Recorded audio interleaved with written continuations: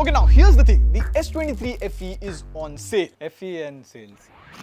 It launched for 54,999, but right now in the Flipkart sale, it is selling for 33,999. And another bigger news, S24 series, which was popular for the AI features, well, recently S23 and S23 FE both have gotten most of the AI update now, and this was the update I was waiting for.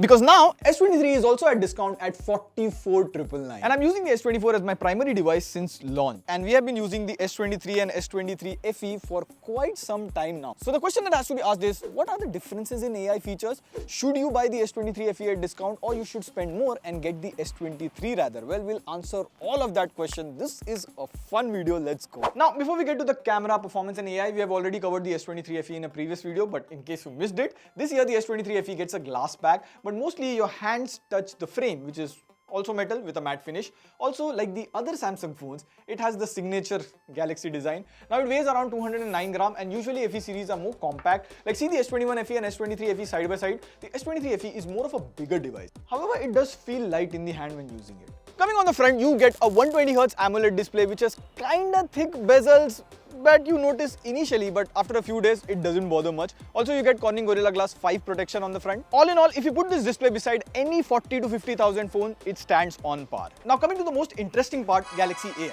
The S23 FE is running on the latest Android 14 based on One UI 6.1, and this latest One UI version brings a flagship feature to S23 series, Galaxy AI. So I have this call assist option where I can translate calls in real time. So now we'll call Cyan Super Cyan and see how Live Translate works in real time. Live translate real time. Live translate is real time. So Cyan, do you want to have tea? जी हाँ, मैं थोड़ा चाय खाना चाहता हूँ. So do you drink tea or eat tea? नहीं, चाय पीता हूँ, खाता भी हूँ, सब कुछ होता है. I did too. Everything happens.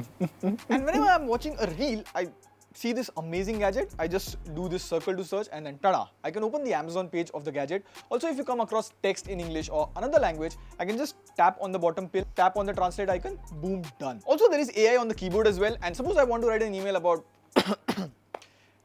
taking sick leave as I am unwell. So I just type here, write an email for sick leave due to fever. I select all of it and then I tap on this AI icon. I just select writing style and it automatically creates an entire draft with different tones like professional, casual, social, casual. I'm sorry. And another thing that I'm using a lot is summarize feature. So see here I'm reading an article on the Google feed. So instead of reading the entire article, I just tap on this AI icon and it gives me summary. So instead of 5, I'm able to read 10 articles in same amount of time. Very handy and practical feature. Now you also get the AI in the gallery as well, and let's make a small challenge here. So I'll take the same image on the S23 FE, S23 and S24. I'll select the object here, tap on erase and then tap on generate. This is amazing. All the three give the same output and at the same time. Like, wow. Let's take another difficult image and again do the same. So just like the S24, the Galaxy AI works as good on the S23 and S23 FE because all of these AI features are coming from the cloud. And now from a user's perspective, I'll think about my privacy, right?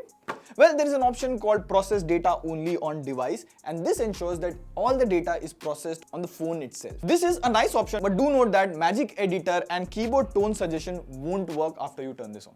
Now we have this table over here. S23 and S23 FE get most of the AI features except instant slow-mo and a couple of things. You can pause and read it here. But one thing here to note is the S23 FE has 4 years of Android updates and 5 years of security update. The S23 FE was launched with Android 13 and now it's running Android 14. So you're only left with 3 Android updates here as of now, which is again still fine. A lot of companies give that on the go.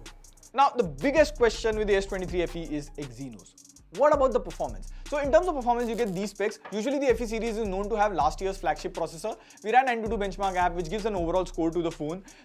And it scores around 11.6 lakh, which is equivalent to Snapdragon 8 Plus Gen 1. Now these are all benchmark. The point is, does it heat in real life? That's the question. Now, we wanted to test things to the extreme measure. So we put all the 3 phones, S23 FE, S23 and S24 to shoot 4K 30 FPS for about 10 minutes. And after 10 minutes, we just took it to the side to show the temperature. And if you can see, it is 49-50 degree on the S24. It is 48-47 between the S23 and S23 FE. The temperature difference between both of them is negligible. And if in this heat, you can record 4K, It is pretty much practical. This is the most practical thing that you can do.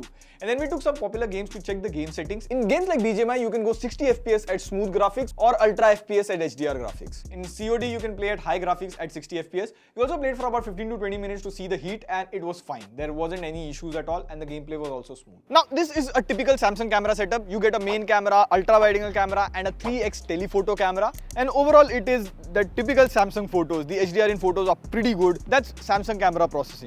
And you can even take portrait mode photos at 1x, 2x, 3x, and look at the edge detection in this photo of Shobik. God damn, it has detected single hair strands. In terms of videos, you can shoot maximum at 8K 30 FPS, but mostly we shot in 4K 30 FPS and precisely in portrait video, and look at the edge detection in video. On the front, you get a 10 megapixel selfie camera, and selfies from it mostly are good.